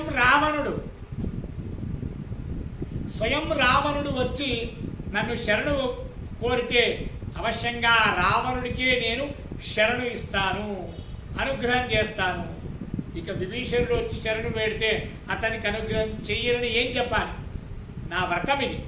ఎవరైనా కానీ భక్తితో, ఏ భక్తుడైనా కూడా అత్యంత భక్తితో ఒక్కసారి వచ్చి నాకు స్వామి నేను నీవాణ్ణి, నువ్వు నా స్వామివి, నేను నీ దాసుణ్ణి అని చెప్పి నన్ను ఎవరైతే అత్యంత భక్తితో నన్ను ప్రార్థిస్తారో ఒక్కసారి ప్రార్థించినా చాలు, నేను వారికి అనుగ్రహం చేస్తాను, శరణు ఇస్తాను, ఇది నా వ్రతము అని చెప్పి భగవంతుడు అక్కడ రామాయణ కాలంలో భగవంతుడు రాముడిగా అవతరించినప్పుడు చెప్తాడు. ఇదే మాటను కృష్ణుడు కూడా చెప్తాడు. అనన్యాశ్చింతయంతో మాం ఏ జనా పర్యుపాసతే తేషాం నిత్యాభియుక్తానాం యోగక్షేమం వహామ్యం. అనన్యాశ్చింతయంతో మాం, అనన్యంగా స్వామి నన్ను ఉద్ధరించేది, నన్ను అనుగ్రహించేవాడివి నువ్వు తప్పితే ఇంకొకరు లేరు. మనము దేవుడి దగ్గరికి వెళ్ళినప్పుడు ఈ భావనతో వెళ్ళాలి. స్వామి నాకు మిగతా దేవుళ్ళు ఉన్నారు, వారు నాకు అనుగ్రహం చేస్తారు, ఏదో ఈసారి నాకు అనుగ్రహం చేసే ఒక ఛాన్స్ నీకు ఇద్దామని చెప్పి నీ దగ్గరికి వచ్చాను అని ఈ భావనతో మనం దేవుడి దగ్గరికి వెళితే మనము వజ్ర వైడూర్యాలతో కూడిన కిరీటాన్ని ఇచ్చినా కూడా భగవంతుడు దాన్ని స్వీకరించాడు. అనన్యాశ్చింతయంతో అత్యంత భక్తితో, అన్యథా శరణం నాస్తి త్వమేవ శరణం మమ తస్మాత్ కారుణ్య భావేన రక్ష రమాపతే. స్వామి నాకు నువ్వు తప్పితే వేరే గతి లేదు, అందుకే నేను నీ దగ్గరికి వస్తున్నాను, కావున నువ్వు నన్ను రక్షించాల్సిందే, నేను నీ భక్తుణ్ణి అని ఎవరు ఈ విధంగా అనన్యమైన భావనతో ఎవరైతే నా దగ్గరికి వస్తారో, నన్ను ఎవరైతే పూజిస్తారో తేషాం నిత్యాభియుక్తానాం యోగక్షేమం వహామ్యం, వారి యోగక్షేమముల యొక్క జవాబారి నాది అని భగవంతుడు చెప్తారు. అదేవిధంగా ఇక్కడ కూడా పూజయే భక్తిభావేన తాం రక్షామితి మత్పణః, ఎవరైతే అత్యంత భక్తిభావంతో నన్ను పూజిస్తారో, నన్ను స్మరిస్తారో వారిని నేను రక్షిస్తాను అనేటువంటి ప్రతిజ్ఞ నేను చేశాను. కాబట్టి ఈ ధేను ప్రతిరోజు వచ్చి నాకు అత్యంత భక్తితో పాలాభిషేకాన్ని చేస్తూ ఉన్నది. ఇటువంటి ధేనువుకి ఇప్పుడు ఆపద వస్తున్నది. ఈ ఆపదను రక్షించడం, ఈ ఆపదలోంచి ఆ ధేనువుని కాపాడడం, రక్షించడం నా కర్తవ్యం అని తెలుసుకొని ఆ కుఠారంతో ఆ ధేనువుని సంహరించాలి అని చెప్పి వస్తున్నటువంటి ఆ గోపాలకుడు వేగంగా వస్తున్నాడు. కుఠారాన్ని తీసుకుని ఇంకేమి ఆ ధేనువుకి కొట్టాలి, అంతలోపల భగవంతుడు వల్మీకస్తుడైనటువంటి ఆ నారాయణుడు ఆ దేవుని పక్కకు జరిపి ఆ కుటారం యొక్క పెట్టు, ఆ కుటారం యొక్క ఏటు తాను తిన్నాడు. తన తలపైన ఆ కుటారం యొక్క ఏటు పడింది. అది చూడంగానే స్వయం దదార తద్ఘాతం మౌలోస్వే జగత్పతి కుటారేణ దీక్షేణ తాడితో వెంకటేశ్వర. ఆ యొక్క గొడ్డలి ఏటుని భగవంతుడు తన తలపై తాను స్వీకరించాడు. శిరస్ఫోట సమాపన్న కుటారేణాసిధారిణ సప్తతాళ ప్రమాణేన రక్తోస్ఫూర్తిర్భూత్తదా. చాలా బలిష్టమైనటువంటి ఆ కుటారము, ఆ కుటారాన్ని అత్యంత బలంతో ఈ జేనుపాలకుడు వినియోగించాడు కాబట్టి ఆ కుటారం యొక్క ఏటు తగలగానే భగవంతుడి తల పగిలిందట, విస్ఫోటమైంది అయింది. తర్వాత సప్త తాళమాత్రేణ 7 తాళవృక్షములు, తాళవృక్షం అంటే చాలా పొడుగ్గా ఉంటుంది. అటువంటి తాళవృక్షములు ఒక వృక్షంపై ఇంకో వృక్షం, ఒక వృక్షంపై ఇంకో వృక్షం, ఈ విధంగా 7 తాళవృక్షాలు ఒకదానిపై ఒకటి నిలబడితే ఎంత ఎత్తు అవుతుందో అంత ఎత్తుగా భగవంతుడి రక్తం చిమ్మిందట. ఇదంతా నాటకం. దేవుడికి ప్రాకృతమైనటువంటి రక్తం యుక్తం ఏమీ ఉండదు. దేవుడి శరీరమే అప్రాకృతం. ప్రాకృతం అంటే పంచభూతములతో నిర్మింపబడినది మన దేహం. మన దేహానికి ఎక్కడైనా కాస్త కత్తెరతో కానీ బ్లేడ్తో కానీ కాస్త తెగితే రక్తం వస్తుంది, పంచభౌతికమైనది కాబట్టి. భగవంతుడి శరీరము అప్రాకృతము, పంచభౌతికమైనటువంటిది కాదు. అక్కడ ఈ విధంగా పంచభూతాలతో నిర్మింపబడిన రక్తము ఏమీ ఉండదు. అయినా కూడా భగవంతుడు మనకందరికీ కూడా నాటకం చేస్తూ ఉన్నాడు, చూపిస్తూ ఉన్నాడు. ఏవం కోలాహలం దృష్ట్యా గోపాలో మరణం చేయవు. ఈ విధంగా అంత ఎత్తుగా రక్తం చిమ్మింది చూసి గోపాలుడు ఎద పగిలి చనిపోయాడు. వాడికి హార్ట్ అటాక్ వచ్చేసింది. వచ్చి వాడు అక్కడ చనిపోయాడు. తర్వాత రాజానం సమనుప్రాప్య వాక్యహీనాచి దుఃఖితా లుట్టనం పరిచక్రేత రాజ్ఞో వైశుభమంది. ఈ విధంగా రక్తస్రావం కలుగుతుంది, రక్తమేమో ఏరులై పారుతుంది. దాన్ని చూసినటువంటి ఆ ఆవు వాక్యహీన, మాట్లాడడానికి రాదు పాపం దానికి. వెళ్ళి రాజుగారి దగ్గర కింద వెళ్ళి భూమిపై పడి దొర్రుతూ ఉన్నది. దాన్ని చూశాడు రాజు. చూసి ఈ ఎవరికో ఏదో ఆపద కలిగింది అనే విషయాన్ని మనకు తెలియజేస్తున్నది ఈ ఆవు అని చెప్పి ఆ ఆవుని వెంట పెట్టుకుని రాజుగారు వెళ్ళారు. ఆ ఆవు ఎక్కడెక్కడికి వెళుతుందో అక్కడెక్కడికి వెళ్ళారు. గవాంసార్థం గచ్చచార సమ్మేళన గవాంగణం ఇతిరాజ్ఞా సమాప్త చారసత్త పృష్ఠతో ఒక చారుని పిలిచాడు, ఒక దూతను, ఒక భటుని. ఈ ఆవు ఎక్కడ తీసుకెళ్తుందో అక్కడికి వెళ్ళు, అక్కడ ఏం ప్రమాదం జరిగిందో చూసి నాకు వెంటనే తెలుపు అనగానే ఆ భటుడు ఆ ఆవుతో వెళ్ళి అక్కడ చూస్తే రక్తవృష్టిం ఘోరతరాం సప్తతార ప్రమాణకం సంవీక్ష ఉపచారోత జగావ నృపమందిరు. 7 తాళ వృక్షముల ఎత్తుగా ఎగిరేటువంటి ఆ రక్తస్రావాన్ని చూసి భయపడిపోయి వెంటనే రాజుగారికి వచ్చి ఆ విషయాన్ని చెప్తాడట భటుడు. ఆ రాజు ఆరుహ్య నరయానం చ శీఘ్రేణాగా పురుషాచరం కిమిదంబో మహత్ కష్టం కేన పాపేన వైకృతం. అక్కడికి వెళ్ళి చూడంగానే రక్తస్రావం జరుగుతున్నది. దాన్ని చూసి రాజు అంటాడు, ఎవరయ్యా నువ్వు? ఇంత పాపిష్టి కర్మని ఎవరు చేశారు అని చెప్పి అడుగుతారట. ధేనుపాలస్య భరణం వల్మీకం రక్తపూరితం గవావార్తాంచ కథనం కిమిదం వెంకటాచలే. అక్కడే పక్కన చూశాడు, ఆ ధేనుపాలుడు చనిపోయాడు. ఆ ధేనుపాలుడు కొట్టిన ఏటుకు ఆ వల్మీకమంతా కూడా రక్తంతో నిండిపోయినది. ఆ విధంగా ఉన్నప్పుడు ఎవరిదంతా చేశారు, ఎవరు ఏం జరుగుతుంది ఇక్కడ వెంకటాచల పర్వతం పైన అని అనగానే ఉద్భిద్య వల్మీకమనంత వీర్యో క్షణంత శైలేంద్ర తలం సమాశ్రిత శ్రీస్వామి తీర్థస్య చ దక్షిణే శుభే వల్మీక సంస్థో భగవానువాచ. అప్పుడు ఆ వల్మీకంలో కూర్చున్నటువంటి ఆ భగవంతుడు ఈ రాజుగారి మాటను ధ్వనిని విని అతను వల్మీకంలోంచి బయటకు వచ్చాడట. భగవంతుడు వచ్చి సదద్గత కంఠో సమాకులానన సందిగ్ధ నేత్రోద్భవ వారిపూరిత చోళం నృపేంద్రం బహుకష్టయాగిర సశంక చక్ర ప్రతిమం సమాశ్రిత. భగవంతుడికి ఆ గొడ్డలితో ఏటు తిన్నందుకు చాలా దుఃఖమైందట. గద్గదమైన కంఠము, కళ్ళల్లోంచి నీళ్ళు వస్తున్నాయి. ఇవన్నీ కూడా నిజమని మనం తెలుసుకోరాదు. ఇదంతా కూడా భగవంతుడు తాను నాటకం చేస్తూ ఉన్నాడు. కన్నీళ్ళు ఎప్పుడు వస్తాయ్యా? మనకు దుఃఖం కలిగినప్పుడు వస్తాయి. దుఃఖ లేశము కూడా భగవంతుడికి లేదు. దోష దూరుడు, ఏ విధమైన దోషము భగవంతుడికి లేదు. దోషం ఉంటే దుఃఖం కలుగుతుంది, దోషం లేని వారికి దుఃఖం ఎక్కడి నుంచి వస్తుంది? అయినా కూడా కళ్ళలో నీళ్లున్నాయి అంటే ఇది కేవలం నాటకము అని మనం తెలుసుకోవాలి. ఈ విధంగా ఆ దుఃఖపడుతూ కళ్ళల్లోంచి నీళ్లను బయటికి చూపిస్తూ పాపిష్టోస్ దురాచార రాజేశ్వర్య మదోద్భుతా అనాథం భుక్తిహీనం మాం దరిద్రం మనచారిణం మాతాపితృవిహీని విహీనంచ భార్యాబంధు వివర్జితం సౌభాతృహీనం కుటిలం కుటారే నాసిదారిన. పాపిష్టోసి రాజా, నువ్వు అత్యంత పాపిష్టుడివి, దురాచారి, ఏ విధమైన ఆచారం లేదు నీకు. రాజ్యము ఐశ్వర్యము వీటితో నువ్వు చాలా అహంకారాన్ని పొందినవాడిగా ఉన్నావు. అనాథుణ్ణి నేను అనాథుణ్ణి.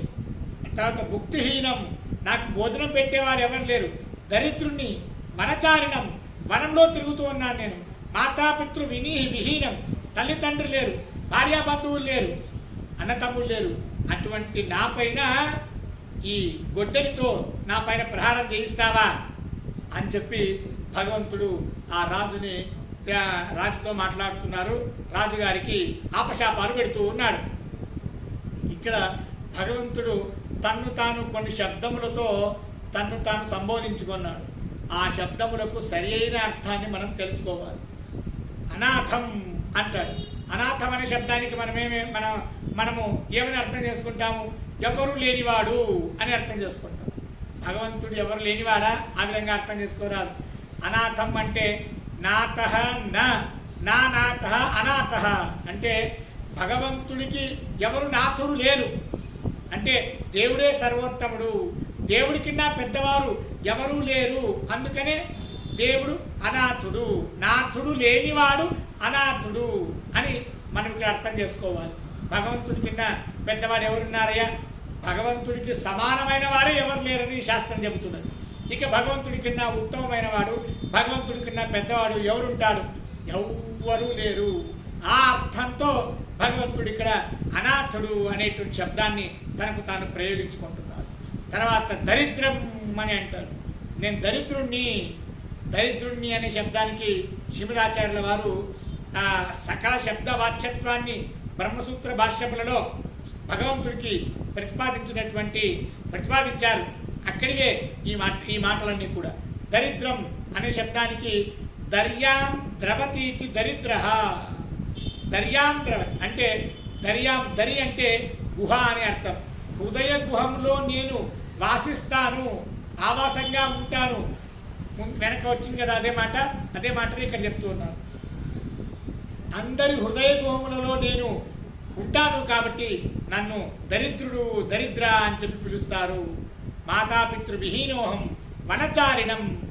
వనము అంటే భక్తుల మనస్సు అనేటువంటి వనములో నేను సంచరిస్తాను కాబట్టి నన్ను వనచారి అని చెప్పి పిలుస్తారు. మాతాపితృ విహీనం, నాకు తల్లిదండ్రులు లేరు. అవునయ్యా, తల్లిదండ్రులు లేరు. ఎందుకు లేరు తల్లిదండ్రి? ఎవరైనా పుడితే వారికి ఈ అబ్బాయి పుట్టాడు, ఈ అమ్మాయికి ఇతను తండ్రి ఇతను తల్లి అని చెప్పొచ్చు. భగవంతుడు అజుడు, ఎప్పుడు నా అజ అంటే జన్మించడం. భగవంతుడు ఎప్పుడు జన్మించడు. దేవుడికి జన్మ అనేదే లేదు. ప్రాదుర్భావోహి హరిర్జన్మ అని చెప్పి భాగవతంలో శ్రీమదాచార్యుల వారు చెప్తారు. భగవంతుడు ప్రాదుర్భవించడమే భగవంతుడికి జన్మ. మనమందరం ఏ విధంగా తండ్రి ముఖాంతరంగా తల్లిలోకి ప్రవేశించి అక్కడ 9 నెలలు గర్భవాస దుఃఖాన్ని అనుభవించి తర్వాత తల్లి గర్భం నుండి మనం ఏ విధంగా బయటికి వస్తామో, జన్మిస్తామో, ఆ విధమైనటువంటి జన్మ భగవంతుడికి లేదు. కాబట్టి జన్మించడమే లేదు, జన్మనే లేదు. అలాంటప్పుడు తల్లిదండ్రులు ఎక్కడి నుంచి వస్తారయ్యా భగవంతుడికి? భార్యా బంధు వివర్జిత, భార్య బంధువు అనేటువంటి సంసారం లేనటువంటి వాడు భగవంతుడు. సౌభాతృహీనం, తన కింద పెద్దవారు ఎవరు లేరు భగవంతుడికి. ఈ శబ్దాలకు ఈ విధంగా మనం అర్థం చేసుకొని ఆ భగవంతుడి యొక్క మహాత్మాన్ని తెలుసుకోవాలి. లేకుంటే భగవంతుడు నన్ను అనాథుడు అన్నాడు, దరిద్రుడు అన్నాడు, ఓ దేవుడు దరిద్రుడైతే అని మనం తెలుసుకుంటే భగవంతుడు మనల్ని దరిద్రులుగా చేస్తాడు. కాబట్టి పురాణాలు మనకు మంచి జ్ఞానాన్ని ఇస్తాయి, తర్వాత అపార్థాన్ని కూడా కలిగిస్తాయి. ఎక్కడెక్కడ అపార్థం కలిగే సందర్భం వస్తుందో అక్కడ మధ్వాచార్యుల వారు మనకి ఆ భగవంతుడి విషయానికి అపార్థం మనకు కలగకుండా వారు మనపై అనుగ్రహం చేసి ఆ సందర్భాన్ని మనం ఏ విధంగా అర్థం చేసుకోవాలి అనే దాన్ని మధ్వాచార్యుల వారు తమ శాస్త్రాల్లో మనకు చూపించారు.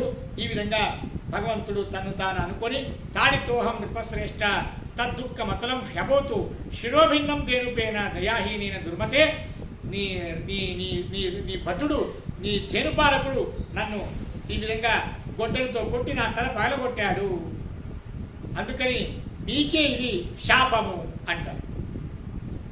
రాజంటాడు, నాకేం తెలుసు స్వామి, నేను ఎక్కడో రాజ్యంలో కూర్చొని సింహాసనంపై కూర్చొని రాజ్యాన్ని నేను ఎక్కడ ఏలుతూ ఉన్నాను, ఎవరో ఇక్కడ మూలకి వెంకటాచల పర్వతంలో స్వామి పుష్కరిణి పక్కలో ఉండేటువంటి ఒక పుట్టలో ఎవరో ఒకరు ఉన్నారు, వాడి తల నా తేనుపాలకుడు పగలగొడతాడు అని చెప్పి నాకెలా తెలుస్తుంది, ఇందులో నా తప్పేముంది అని చెప్పి ఆ రాజు అనగానే అందుకని భగవంతుడు సమాధానం చెప్తాడు. యజమాన గృహే యస్తు నవిచార పరోభవేతు స్త్రీపుత్రాతే కృతం కర్మ తస్యానిష్టకరం విదుహు. ఇంట్లో యజమానుడు తన ఇంట్లో ఉండేటువంటి తన భార్యని, తన పుత్రులకి, తన ఇంట్లో పనిచేసే వాళ్ళకి అందరికీ కూడా విశేషంగా ధర్మాన్ని ఉపదేశించాలి. ధర్మాన్ని కేవలం ఉపదేశించడం కాదు, ఆ ఉపదేశించినటువంటి ధర్మాన్ని వారు సరిగ్గా ఆచరిస్తున్నారో లేదో అని కూడా చూడాలి. అలా వారు ధర్మాన్ని సరిగ్గా ఆచరించకపోతే, వారు ఏదైనా తప్పు చేసినట్లయితే ఆ పాపం భార్య పిల్లలు ఇంట్లో పనిచేసే వాళ్ళు చేసినటువంటి తప్పు పని వల్ల, చెడ్డ పని వల్ల వచ్చినటువంటి పాపం యజమానుడికి వస్తుంది అనేటువంటి ధర్మశాస్త్రం ఉన్నది. కాబట్టి నీ భటుడు చేసినటువంటి తప్పుకు నువ్వు శిక్షను అనుభవించాల్సిందే. ఇత్తిత్వ భగవాన్ దేవ శిశాప నృపభంగవ. ఈ విధంగా భగవంతుడు పిశాచో భవ దుర్బుద్ధే మద్దుక్క కారణ కర్మణ, నా దుఃఖానికి కారణమైనటువంటి నువ్వు సాక్షాత్తుగా కారణం కాదు, అయినా కూడా నువ్వు వీరికి నువ్వే యజమానుడు కాబట్టి నువ్వు పిశాచినిగా అని చెప్పి ఈ విధంగా తాను ఆ రాజుకి శాపము చేశాడు. భగవంతుడు పిశాచిగా అనే విధంగా శాపాన్ని ఇవ్వగానే ఆ రాజు తల తిరిగి మూర్ఛపడిపోయాడు. కాసేపటికి మేలుకు వచ్చింది ఆ రాజుగారికి. కిమర్థం శప్తవాన్ దేవ అపరాధ వివర్జితం అవిచార్య జగన్నాథ కిం మయా చరితం పురా నజేనాహం కించిదపి తవ దుఃఖకరం హరే హా దుఃఖవతులం ప్రాప్త కథమత్ర జగత్పతే. స్వామి, ఎవడో చేసిన తప్పుకు నేను నీకు కలిగినటువంటి దుఃఖానికి, ఈ తప్పుకు నేను ఏ విధంగా కూడా కారణం కాదు.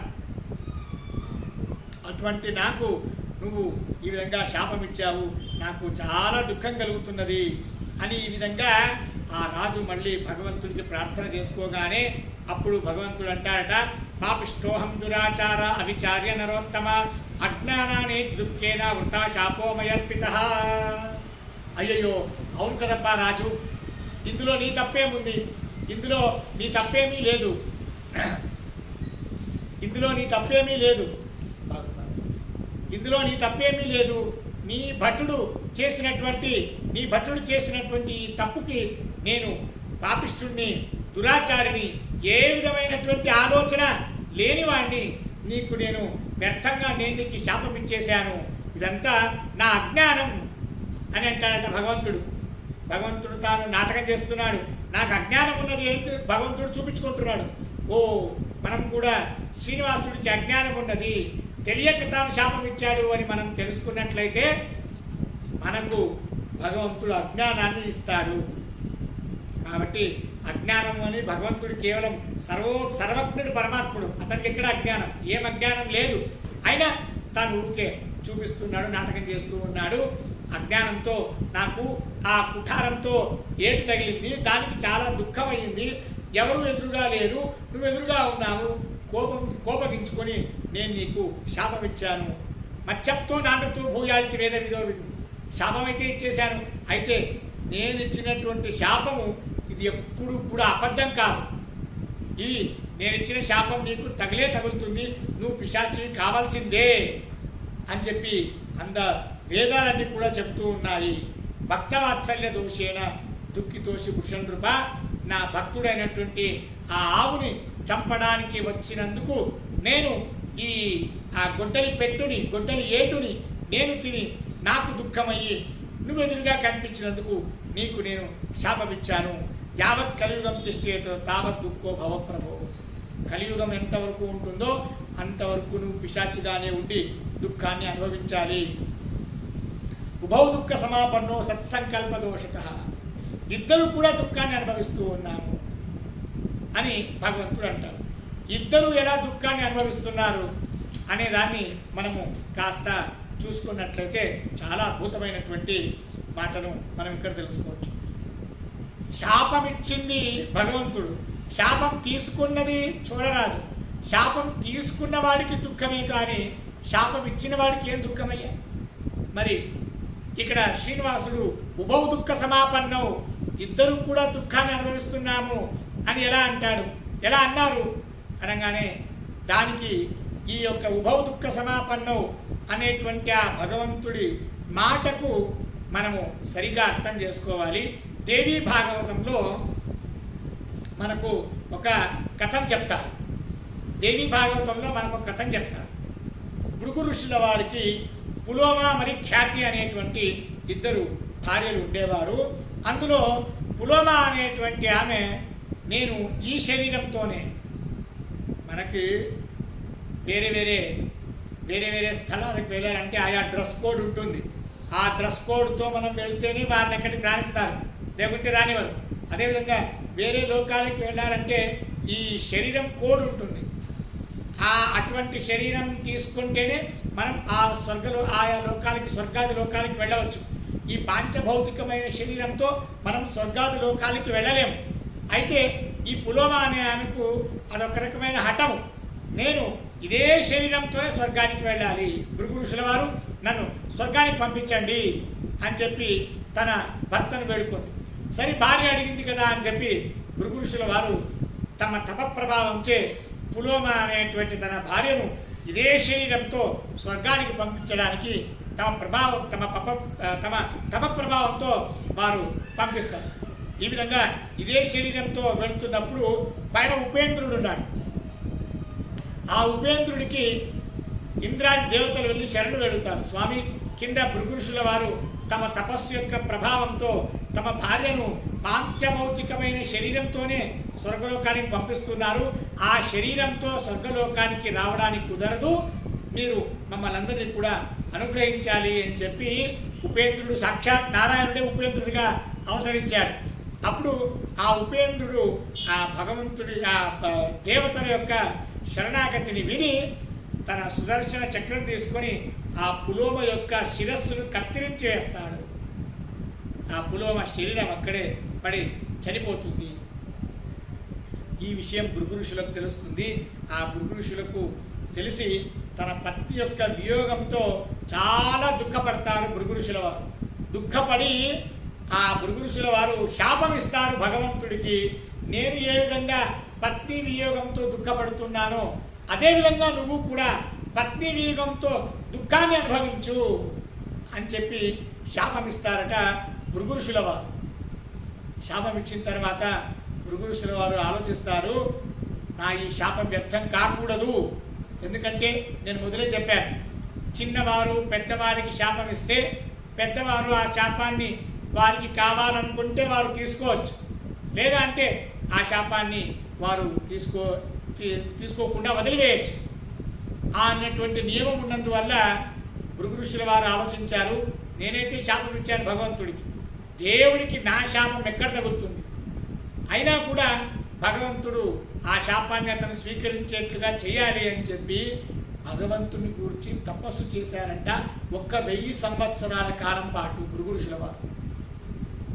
ఆ భృగు ఋషుల వారి తపస్సుకు మెచ్చి భగవంతుడు తాను ప్రాదుర్భవించి భృగు ఋషి నీ తపస్సుకు మెచ్చాను, నీకేం కావాలి కోరుకో అని అంటే భృగు ఋషుల వారు చెప్తారు, స్వామి నేను నీకు ఒక శాపం ఇచ్చాను, నువ్వు కూడా పత్ని వియోగంతో దుఃఖాన్ని అనుభవించు అని. ఆ శాపాన్ని నిజం చెయ్యండి అని చెప్పి వరం కోరారట. చూడండి ఎంత విచిత్రంగా ఉన్నదో. భగవంతుడు తథాస్తు. భగవంతుడి భక్తవాత్సల్యానికి ఈ కులబద్ధ ఉన్నదా? భగవంతుడు భక్తులపై చేసేటువంటి వాత్సల్యం, అభిమానం, అనుగ్రహం ఇంత అంత అని చెప్పడానికి కులబద్ధ ఏమైనా ఉన్నదా? లేదు. ఎవరు తీసుకుంటారండి శాపం? నాకు కూడా పత్ని వియోగం ద్వారా దుఃఖం కలగాలి అని చెప్పి భృగు ఋషుల వారు కోరితే పరమాత్ముడు అంటాడు తథాస్తు. ఆ విధంగా భృగు ఋషుల వారికి భగవంతుడు వరాన్ని ఇచ్చాడు, నేను కూడా పత్ని వియోగంతో దుఃఖాన్ని అనుభవిస్తాను అని చెప్పి. ఆ దుఃఖాన్ని అనుభవిస్తున్నాడు భగవంతుడు ఇప్పుడు. అందుకే ఉభౌ దుఃఖ సమాపన్నం, ఇద్దరూ దుఃఖాన్ని అనుభవిస్తున్నాం. నేను నా భార్యను పోగొట్టుకొని, నా భార్యకు నా దగ్గర నుండి కొల్లాపురానికి వెళ్ళిపోయింది, నేను నా భార్య యొక్క వియోగంతో దుఃఖాన్ని అనుభవిస్తున్నాను. నీకు శాపం ఇచ్చాను పిశాచిగా అని చెప్పి, నువ్వు కూడా పిశాచి అయితే నీ భార్య నీకు ఉండదు కాబట్టి నువ్వు కూడా నీ భార్య యొక్క వియోగం యొక్క దుఃఖాన్ని అనుభవిస్తూ ఉన్నావు. ఈ విధంగా ఇద్దరు కూడా భార్యల వియోగంతో దుఃఖాన్ని అనుభవిస్తున్నాము అని చెప్పి భగవంతుడు అక్కడ చెప్తాడట. ఇంత అద్భుతమైనటువంటి ఈ వాక్యానికి ఇంత అర్థం ఉన్నది. తర్వాత ఇక్కడ ఒక మాట మనం జాగ్రత్తగా పరిశీలించాలి.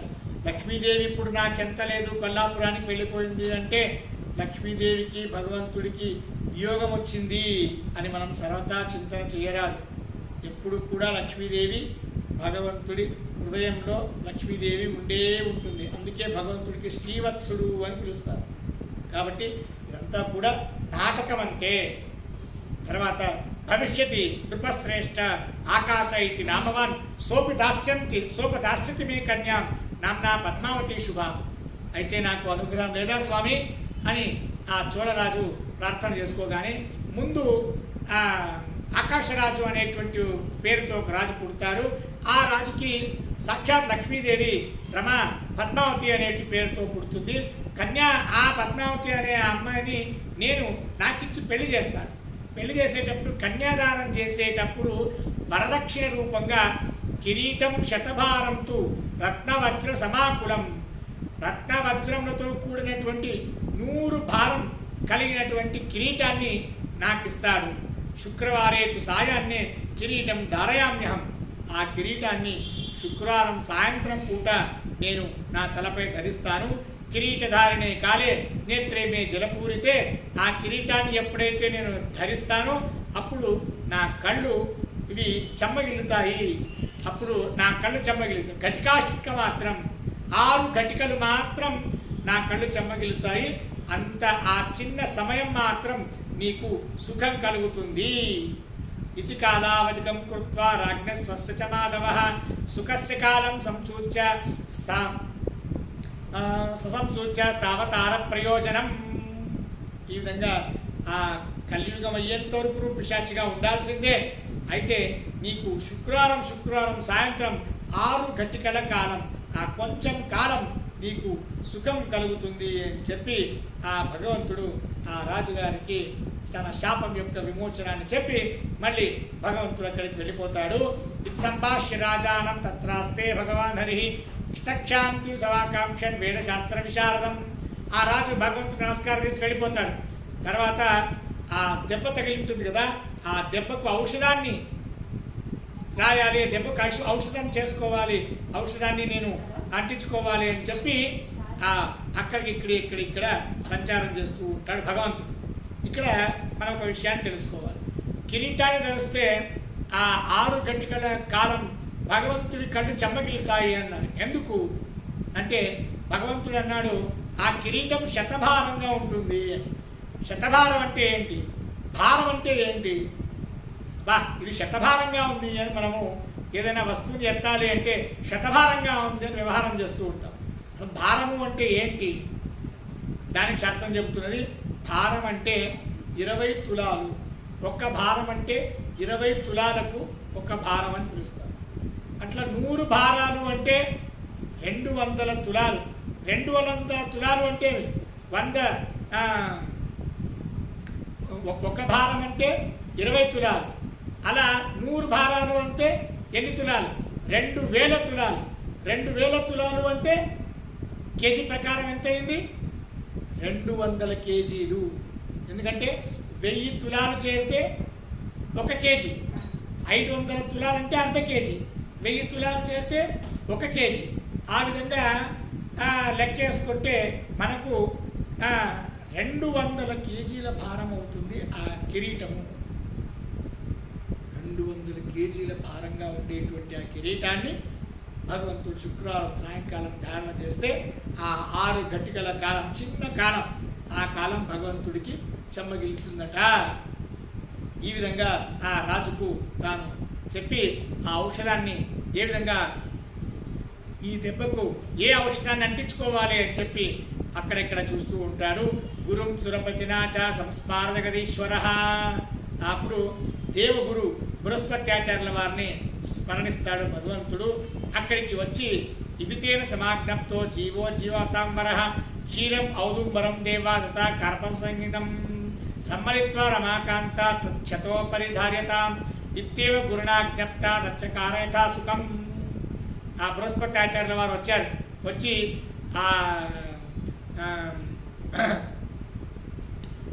పాలు, ఎటువంటి పాలు అంటే మనము రథసప్తమి రోజున ఏ ఆకుల్ని అయితే, ఏ చెట్టు యొక్క ఆకుల్ని అయితే మనం తీసుకుని తలపై పెట్టుకొని స్నానం చేస్తాం కదా, ఆ చెట్టు యొక్క పాలు దానికి పత్తిని జోడించి నువ్వు ఎక్కడైతే దెబ్బ తగిలిందో ఆ దెబ్బపై నువ్వు పెట్టుకున్నట్లయితే భగవంతుడా నీకు ఆ దెబ్బ మానిపోతుంది, మాసిపోతుంది అని.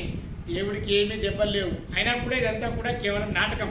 ఈ విధంగా భగవంతుడికి చెప్పగానే ఆ గురువు ఏ విధంగా చెప్పాడో అదేవిధంగా భగవంతుడు తాను ఔషధాన్ని చేసుకుంటాడట.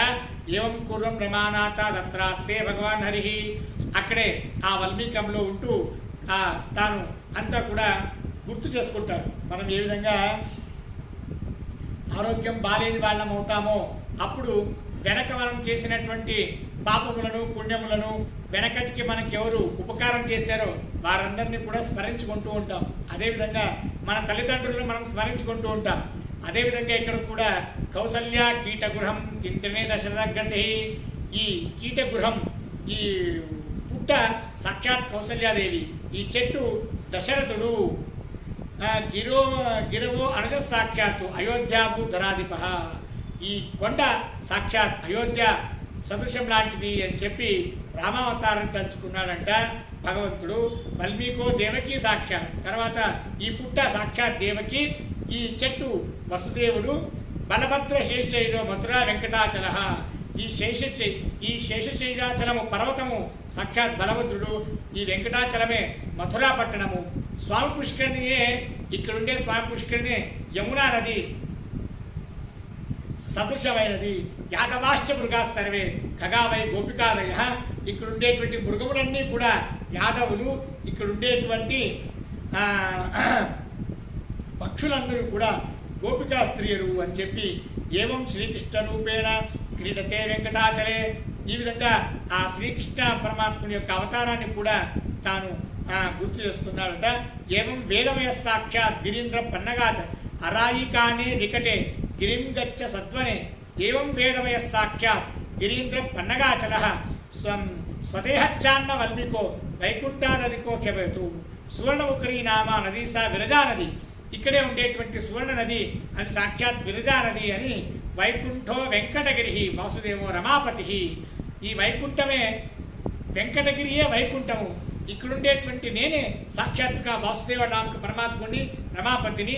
ఇక్కడుండేటువంటి పక్షులందరూ కూడా ముక్త బ్రహ్మలు, ముక్త రుద్రాహ మృగోత్తమాహ. ఇక్కడుండేటువంటి మృగములన్నీ కూడా ముక్తులైనటువంటి రుద్రదేవుల వారు సనత్కుమార ప్రముఖ నా వానరాధ్యా ద్విజోత్తమా. ఇక్కడ ఉండేటువంటి కోతులన్నీ కూడా సనత్కుమారులే మొదలైనటువంటి ద్విజశ్రేష్ఠులు.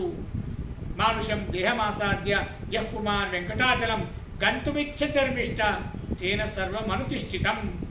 అంత అద్భుతమైనటువంటి ఈ విధంగా ఆ వెంకటాచల పర్వతంలో ఉండేటువంటి పక్షులు, మృగములు, చెట్లు, రాళ్ళు, రప్పలు, పొదలు ఇవన్నీ కూడా సాక్షాత్ దేవాది దేవతలు అక్కడికి వచ్చి ఆ భగవంతుణ్ణి సేవ చేస్తూ ఉన్నాయి. అటువంటి అద్భుతమైన వెంకటాచల పర్వతానికి మనిషిగా పుట్టినటువంటి వాడు తాను చనిపోయేంత వరకు ఒక్కసారైనా వెంకటాచల పర్వతానికి వెళతాను అని అనుకుంటే చాలట. అతనికి అన్ని విధములైన అతని కోరికలన్నీ తీరుతాయి. వెళతాను అనుకుంటే చాలు. వెళతే ఇక అతనికి వచ్చేటువంటి పుణ్యం ఎంత అద్భుతమైనదో. శ్రీ వెంకటాద్రే మహిమానముత్తమం జానంతి నతే బ్రహ్మ శివేంద్రపూర్వకా కిమల్పవీర్యా మనుజామృతిసాహ జానంతి విష్ణు స్థలమద్భుతం. ఆ వెంకటాచలం యొక్క మహాత్మ్యాన్ని బ్రహ్మాది దేవతలే వారు బాగా తెలుసుకోరట. ఇక అల్ప జ్ఞానులం, అల్పబుద్ధి, మందబుద్ధి కలిగినటువంటి మనుష్యులు ఆ వెంకటాచల పర్వతం యొక్క మహాత్మ్యాన్ని తెలుసుకోలేరు అని ఏం చెప్పాలి. అటువంటి అద్భుతమైనటువంటి వెంకటాచల పర్వతం రాజా, ఇంత విశేషమైన మహాత్మ్యం కలది ఆ వెంకటాచల పర్వతం. ఆ వెంకటాచల పర్వతంలో ఉండేటువంటి స్వామి పుష్కరిణి అని ఆ స్వామి పుష్కరిణి యొక్క మహాత్మ్యాన్ని, ఆ వెంకటాచల పర్వతం యొక్క మహాత్మ్యాన్ని శతానందుల వారు జనక మహారాజుల వారికి చాలా విశేషంగా వివరించారు. శ్రీకృష్ణార్పణమస్తు. నాహం కర్త హరికర్త తత్పూజా కర్మ చాఖిలం తథాపి మత్కృత పూజ తత్ప్రసాదేన నాణ్యత తద్భక్తి తత్ఫలం మఖ్యం తత్ప్రసాదాత్ పునః పునః కర్మణ్యాసో హరావేవం విష్ణోస్తృప్తికర సదా అనేన భావ్యత్ పుణ్యం అవాప్నోతు గురుర్మమ. శ్రీకృష్ణార్పణమస్తు.